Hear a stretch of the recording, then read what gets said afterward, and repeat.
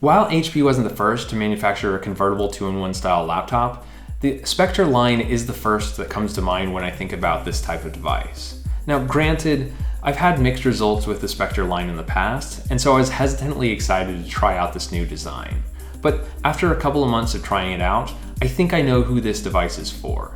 And so let's talk about it. This is InnoISO, and this is the HP Spectre x360 review. Now, before we get started, I'd like to point out this is the HP Spectre 13-inch with an Intel Core i5 10th generation processor. It can be found on HP's website for about $1,000. Now, HP also sells 8th and 11th generation processor models on their website, with both the 10th and 11th generation models having the new redesign. The 11th gen models also have a 14-inch model, which I'd love to try out sometime. But most of the things that I say about this model will apply to the newer 11th gen models. For the design, HP is clearly trying to differentiate themselves from other laptops on the market with what they're calling the diamond cut design. Now, there's not a single curvy edge on this device, with all of the edges being incredibly sharp, but not such that it's difficult to hold. Now, frankly, this design in my eyes is pretty mixed, because while it is visually different, I'm still not sure whether I find it visually appealing or not. More so than a lot of other premium laptops, the whole device is quite rectangular because there's not a tall aspect ratio screen and all of the bezels are relatively small. I'm really happy that HP was able to shrink the bottom and top bezels from the earlier models and still retain Windows Hello facial recognition. Now, in addition to the Windows Hello facial recognition, there's also a fingerprint sensor, and so either way is significantly faster than logging in with a PIN. Now, the downside of this rectangular shape is the device is significantly shorter, and so as a result, I found that my hands tend to lean off the sides or fall off the sides of the keyboard deck and not all fit in one, and so it could be a little bit uncomfortable over time, but thankfully, there is a kind of curved edge at the front in order to rest your palms on. Apart from that, the ergonomic design is quite impressive. Now, this whole device feels quite dense, but not too heavy, and that really comes into play when you flip it back and you start using it as a tablet. Now, frankly, I still haven't forced myself for long periods of time to use any Windows device as a tablet, but if I had to, if I was in a bind or I didn't have an iPad or something like that, I think this would work perfectly fine. Now, I don't think it'd be comfortable to hold in my hand for a long period of time because of its thickness and weight, but I will say it's significantly better at that than a lot of other Windows devices that I've tried. And there is still at least one large bezel for me to grip the device by without having to touch all over the screen. But outside of that, one of the most common use cases I have for this type of device is not holding it as a tablet, but instead setting up as a tablet. And so quite frequently, when I want to watch YouTube or Netflix, it's a lot easier to be able to set up my device like this and have it sit at the edge of a surface rather than having a laptop jut out in front of it. In addition to being a good visual design language, HP tries to twist this into what is a good functional design language with cutting corners. You see, the corners of the device have been cut back and there is a power button mounted on one side and then a Thunderbolt 3 port on the other side. And the claim is now you will be able to plug your Thunderbolt 3 cable into the back of the device without having it conflict with when you're flipping it open and closed. But frankly, I didn't find myself really benefiting from that all that much. I would much rather prefer having a Thunderbolt 3 port on the other side in order to be able to plug in cables on either side, but I guess that's not available. Instead, we do have a good port layout though. In addition to the two Thunderbolt 3 ports, we also have a dedicated micro SD card reader, which is a nice to have, a headphone jack, and one of the most innovative USB-A ports that I've seen on a laptop thus far. I've seen a USB-A port like this once before, and I think it was an Acer detachable tablet, and frankly, I absolutely love it. You see, it's got a flip open bottom panel, just kind of like a lot of Ethernet ports that you'd see on laptops, in order for it to expand into a full-size port. And so you can still plug in whatever you want into it.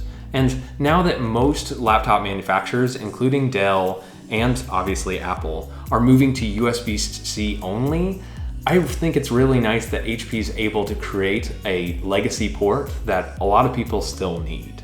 But now let's move on from the design to the display.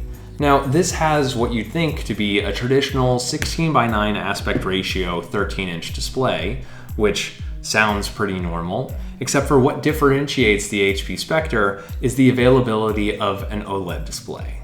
Now, there have been mixed results when laptop manufacturers have added OLED displays to their laptops, but frankly, this is the first time that I've actually been incredibly impressed by it. Ironically enough, when I first got this device, I didn't look at the specs to see that it was an OLED, and so I turned it on for the first time, and the HP boot logo popped up, and it was white on a black screen, and I looked at it and I was like, that is the deepest black screen that I've ever seen. Well, it was because it was an OLED. Now, deep blacks is a great positive in OLED, but outside of that, just like we've loved the transition of LCDs to OLEDs on smartphones, I've really appreciated being able to use an OLED screen as a laptop screen. Not only are the blacks deeper, but the colors look punchier and the whole display looks a lot more vibrant.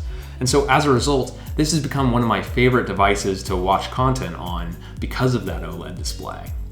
Now, understandably, there are concerns about having OLEDs on laptops because there's often more fixed elements on the screen that might cause burn-in. But frankly, I really have enjoyed using this because of the OLED screen, and I'm not sure I would trade it for an LCD. Okay, now let's talk about the performance. Like I mentioned earlier, this has an Intel Core i5 10th generation processor. It's got 8 gigs of RAM and a 256 gig SSD. At a price point around $1,000, that's pretty standard for a kind of a premium tier laptop. And frankly, in most cases, the performance is pretty impressive. Intel's 10th generation might have not been quite a big of a bump over the previous generation like the 11th gen might be, but frankly, in day-to-day performance, you shouldn't notice any slowdowns on a device like this. Modern Intel chips are more than fast enough for most processing, at least that I do in daily use. Now, when it comes to kind of more heavy processing, like the kind of stuff that I do on maybe Photoshop, I found that this is a perfectly competent photo editing device as long as you don't get into too complicated of layers. Now, when it comes to video editing, I wouldn't necessarily recommend a device like this when it comes to, or for video editing. Outside of that, the daily use that I have for a laptop like this is going to be Office and some advanced Excel work, some coding and some emulation, and I found that the Intel Core i5 8 gigs of RAM handled it relatively well here. With one caveat, you know how I mentioned before that I had some problems with Spectres in the past? Well, those problems usually revolved around the cooling system. And I found that those Spectres, older models of Spectres, had a tendency to heat up to extreme temperatures, like untouchable temperatures, and the fan would kick into high gear such that it was kind of unusable with how loud the fan was. And so that was my biggest concern when using the Spectre. And the experience has improved a little bit. I will say the fan has gotten a little bit quieter than earlier models, but I still think this device has the same issues when it comes to heating up too much.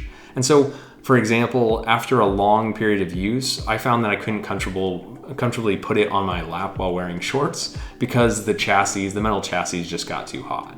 I don't know exactly what's causing the problem. I mean, it is a thin chassis, but there are other thin and light devices that don't have nearly the cooling issues that the Spectre line has had for me. Finally, let's talk about the keyboard and trackpad. Now, I've always thought the HP Spectre keyboards were decent.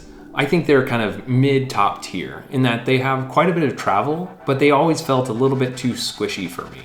And it doesn't feel like the action on the key is at the right point. And so quite often I felt like I was pushing down and then I'd feel resistance towards the bottom of the keystroke. Now, other people that I've shown this device feel differently and feel like they could comfortably type on this.